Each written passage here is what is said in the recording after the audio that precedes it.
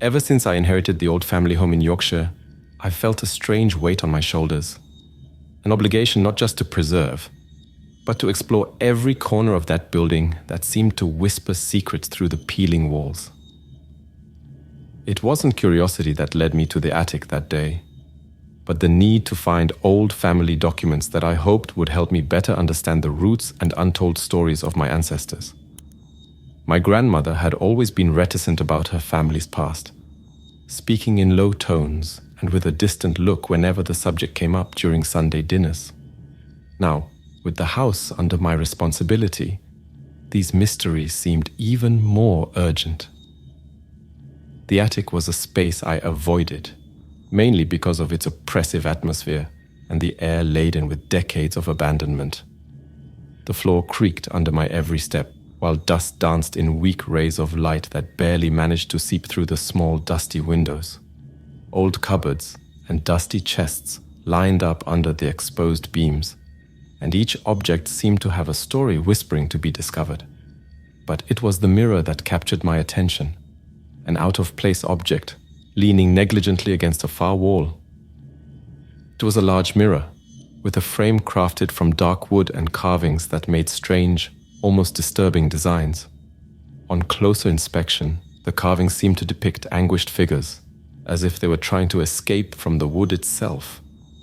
Although the mirror was incredibly clean compared to everything else in the attic, a cold feeling came over me when I saw myself in the reflection. Something about that mirror wasn't right. It wasn't just the way it seemed to absorb the dim light of the attic, but how it seemed to give back something darker, deeper. Standing in front of it, I felt as if I wasn't alone. It was a ridiculous feeling, I knew, but undeniable. With each passing second, the feeling that something or someone was watching me grew, until the discomfort became unbearable. I'd come in search of documents, but there at that moment, face to face with that old mirror, something told me that I could find much more than old papers. Perhaps secrets that should remain forgotten, or perhaps just reflections of a tired mind and a heart weighed down by family history. Either way, I knew that day would mark the beginning of something I couldn't ignore. My first interaction with that antique mirror in the attic was not something I could simply forget and move on from. As I stared at it, I saw something move in my reflection that didn't match my own movements. It was subtle, almost like a distorted shadow passing quickly behind me. I turned back, expecting to see something or someone, but only found the attic still and silent. Heavy breathing and the rapid beating of my heart were the only sounds that disturbed the silence. In the hours that followed, a feeling of being watched settled over me. I tried to convince myself that it was just nervousness, the natural response to being alone in an old house full of dark stories. But there was something else, something almost palpable that clung to my skin like the cold dampness of the attic walls. Noises began to fill the house as I tried to organize the documents I had picked up. They were small clicks and scratches that seemed to come from the walls, as if something or someone was dragging something sharp against the wood and plaster. I stopped frequently, trying to locate the source of these sounds, but they seemed to move around, never staying in one place long enough to be identified. When I returned to the mirror, the reflection staring back at me began to show worrying distortions. My reflected image seemed to wink at me with a smile I never formed, and my eyes in the mirror shone with a light I didn't recognize. It was as if the mirror didn't reflect my physical form, but something that was inside me, something I didn't even know myself. This distortion increased with every glance, every pass, until I could no longer deny that something very wrong was happening. Every time I looked into that mirror, I felt a chill run up my spine, a warning that I should stop, leave the house, leave everything behind. But something about the distortions pulled me back, a morbid curiosity about what else that mirror might reveal. As the hours passed, the presence in the attic seemed to grow stronger, bolder. I began to notice fleeting shadows out of the corner of my eye, figures that moved too fast to be clearly seen. These apparitions were fleeting, but every time I blinked, I seemed to see the silhouette of a person dissolving into the shadows. Logic told me it was impossible, but the goosebumps on my skin and the constant chill in the air convinced me otherwise. In this already tense atmosphere, the temperature in the attic dropped abruptly. An oppressive feeling took over the space, as if the air had become heavier, harder to breathe. It was a coldness that couldn't be alleviated by turning up the heater or putting on more layers of clothing. It seemed to emanate from the mirror itself, a coldness that sucked the warmth out of the room and out of me. The objects around me began to behave in an inexplicable way. Books that I had placed on a table fell to the floor without anyone touching them. Small decorative objects moved slowly over the surfaces as if they were being pulled by invisible hands. The most disturbing thing was that everything seemed to be concentrated around the mirror. It was as if it were a center of gravity for supernatural activity, pulling everything towards itself. Finally, a figure began to take shape in the mirror itself. At first, it was just a dark spot, as if the glass was fogged up in one place. But gradually, this spot gained depth and dimension, an almost human shape, but with no clear details. The most alarming thing was that this figure had no reflection of its own. It existed only in the mirror. It had no shadow or substance outside of it. Watching it was like looking into an abyss, a darkness that stared back at me with an intensity that chilled the soul. These first manifestations made it clear that what I was facing was not simply a set of coincidences or an old house settling down. Something was there, something that had been awakened or perhaps had never been dormant. The presence I felt was as real as anyone I'd ever met, only much less welcoming. As night approached, the signs that something supernatural inhabited the house became more frequent and intense. In the silence of the attic, almost inaudible whispers began to emerge. At first, they were so soft that I could have mistaken them for the wind seeping through a crack. But soon words began to form, whispers that called my name, John, with a disturbing intimacy, as if an invisible mouth was in my ear.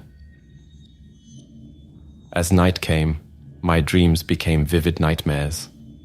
In them, the mirror was a doorway to a dark and distorted place where voices whispered promises and threats. I would often wake up in a cold sweat, with the image of the mirror imposing itself against the darkness of my room, even with my eyes open. Inside the house, electrical phenomena began to manifest themselves more strongly. Lights flashed without explanation, and electrical appliances switched themselves on and off, creating a cacophony of sounds and lights that defied any attempt on my part to find a logical reason. In a particularly frightening moment, the kitchen radio began to switch between channels rapidly, each broadcasting fragments of distorted voices before plunging into high-pitched static. The whispers in the attic, in turn, became clear, articulate voices. Not only did they speak my name, but they also began to tell bits and pieces of stories. Stories of past lives, some filled with pain and tragedy, others with anger and revenge. It seemed that the mirror had become a receptacle for the souls of those who had been marked by it in some sinister way. These escalating signs left me increasingly isolated, more reluctant to leave the perceived safety of the day to face the nights in the attic. With each manifestation, each voice and each nightmare, I felt as if I was slowly being wrapped in an invisible web, pulled into a reality that I didn't want to accept but which became impossible to ignore. As the days went by, the phenomena in the house became more violent and disturbing. One night, while I was trying to sleep, the sound of doors slamming violently pulled me out of bed. I ran through the corridors trying to identify the source, but the doors I found were all securely closed, even though the sound continued to echo through the house like thunder. During one of these episodes, a window in the hallway burst open just like that, scattering shards of glass across the floor as if an invisible force had struck it in anger. The cold wind that invaded the house brought with it a damp, earthy smell, as if it had opened a portal to some dark, forgotten place. As I tried to keep my sanity in the face of these events, the entity in the mirror began to reveal parts of its macabre history. The voices told of a violent past, of a time when the mirror was not just a decorative object, but an instrument of dark rituals. The entity spoke of blood and sacrifices, of souls trapped in the depths of its carved frame, as if each carving were a mark of its bloody history. In a desperate attempt to silence these voices, I covered the mirror with a heavy blanket. However, as I did so, I felt a supernatural resistance, as if icy hands were gripping the fabric along with me, trying to pull it back. When I finally managed to cover the mirror, bloody handprints began to form on the fabric, so real and wet that they dripped onto the wooden floor. The blood looked so fresh, so red, that for a moment I wondered if it hadn't come from myself. These events marked a turning point, a confirmation that what I was facing was more than mere hallucinations or tricks of the mind. It was real, tangible, and violently insistent on making itself known. With each new event, each new manifestation, the house seemed to respond to my fear and confusion, echoing them in its own dark and distorted language. As the days dragged on, my ability to distinguish between reality and illusion began to fade. The constant exposure to voices and visions, the feeling of always being watched, began to erode my sanity. I isolated myself more and more inside the house, avoiding any outside contact. The idea of explaining to anyone what was happening seemed futile. Who would believe that a mirror could be the source of such terror? Perceptions of reality were becoming increasingly distorted. Time seemed to flow irregularly, with hours dragging by like days and nights passing in the blink of an eye. Spaces within the house seemed to change, with corridors that seemed longer than usual and doors that led to rooms I didn't remember existing. In this distorted labyrinth, the mirror was the epicenter, always seeming to draw me back into its dark depths. The voices and visions intensified to such an extent that they gave me no respite. The nights were the worst. As soon as the sun went down, the manifestations began with renewed ferocity. I heard whispers coming from all directions, glimpses of shadowy figures in the corners of my eyes, always just out of focus, always slipping away when I tried to look directly at them. The mirror began to show horrific scenes of past events linked to its existence. I saw images of dark and violent rituals, of faces contorted in pain, of bloody hands outstretched in supplication or threat. Each vision was like a blow, an invasion into my mind that left a residue of fear and despair. It was as if the mirror was trying to implant its memories in me, marking me with its stories of horror and violence. This state of constant psychological terror left little room for any rational thought. My mind, once a haven of logic and reason, now became a battlefield where reality mixed with the fantastic in ways I could never have imagined. The escalation of terror reached its apex on a particularly stormy night. The sky was laden with dark clouds, and lightning bolts slashed the sky violently, illuminating the house with sudden, frightening flashes. The wind howled as if it were wailing, and the rain beat against the windows with such force that it seemed to want to break them. The storm seemed to echo the turmoil inside the house, intensifying the atmosphere of fear and expectation. That night, as the storm roared outside, I confronted my own image in the mirror once again. The reflection staring back at me was almost unrecognizable, distorted, and twisted into expressions of fear and pain. It was as if the mirror was showing me not who I was, but who I could become if I continued to be trapped by its evil influence. The reflected figure seemed to mock my helplessness, smiling with an icy disdain that filled me with anger and despair. That night, the entity in the mirror tried to convince me to free it. Its words were seductive, promising an end to torment and peace of mind in exchange for my help. However, every word seemed laden with poison, and even in my fragile state, a part of me recognized the danger in giving in to its desires. It was an internal battle, fighting against the desire to end my suffering and the knowledge that doing so could result in far worse consequences. As the night progressed, the sounds in the house became increasingly shrill. Screams and cries began to echo through the corridors, sounds so clear and painful that I couldn't ignore them. They seemed to come from every direction, as if the house was full of lost souls crying out for deliverance or revenge. These sounds followed me from room to room, becoming more and more intense, like a chorus of despair that knew no end. That night of terror seemed to last an eternity, with every minute stretched out by a horror that seemed to have no limits. I was trapped, both physically by the storm outside and mentally by the entity's constant harassment. The feeling of being surrounded by both the elements and the supernatural left me with no way out, trapped in a cycle of fear and despair that seemed destined never to end. After a night of unparalleled torment, I decided that I could no longer live under the yoke of this evil entity. Determined to confront it, I began researching and putting together an exorcism ritual, using old occult books that I found in the home library. These texts spoke of symbols of protection, sacred herbs, and invocations that could be used to banish evil spirits. Despite the fear that permeated every second, there was a spark of hope. The possibility of getting my life back on track and ridding the house of this evil. I prepared the attic for the ritual, drawing protective circles on the wooden floor and placing candles at strategic points. Every step was meticulous, as I knew that any mistake could be fatal. The herbs I burned gave off a strong, pungent smell, filling the space with a smoke that made my eyes water, but which supposedly had the power to purify and protect. However, as I began the ritual, violent phenomena began to occur.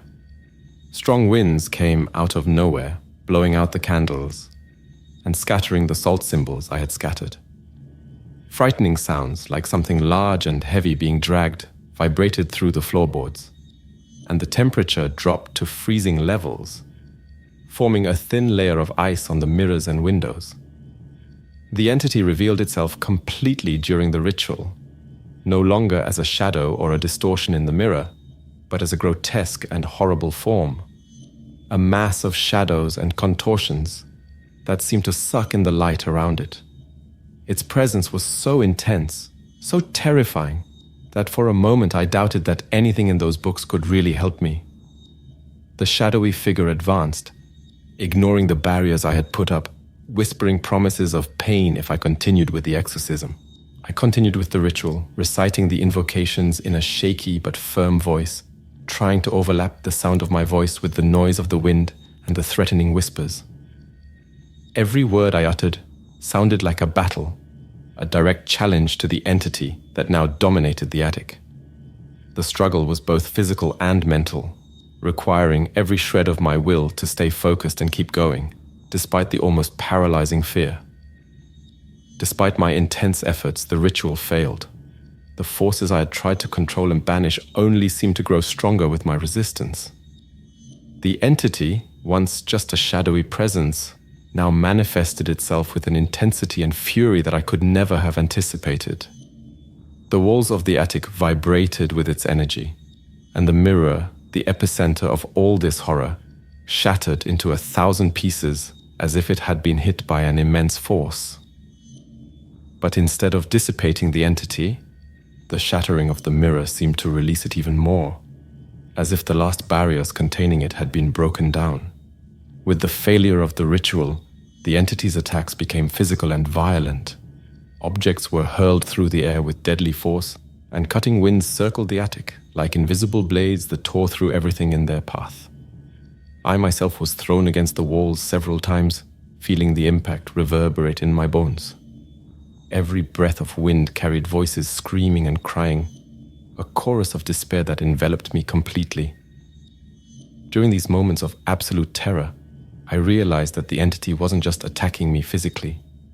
It was infiltrating my mind, trying to dominate my thoughts, implanting images of unspeakable horrors that threatened to plunge me into madness.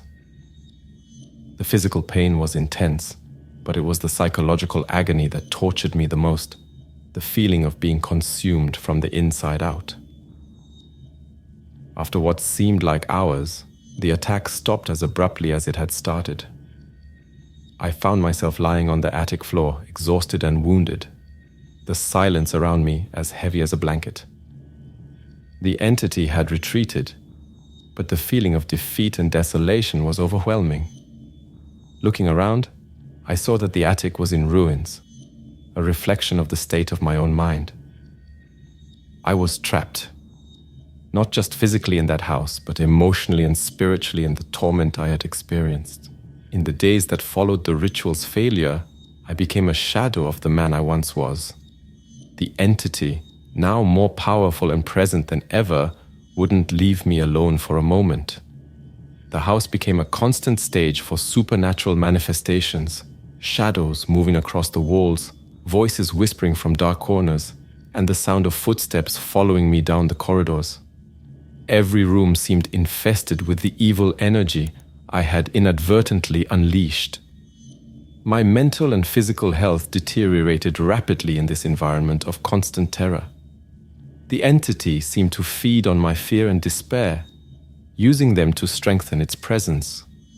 I was trapped, unable to leave the house, as if invisible chains bound me to every stone and piece of wood that made up that cursed place. In the midst of this chaos, I began to record my experience in a diary. It was my last attempt to maintain some semblance of sanity, pouring out my thoughts, fears, and observations about the events that surrounded me.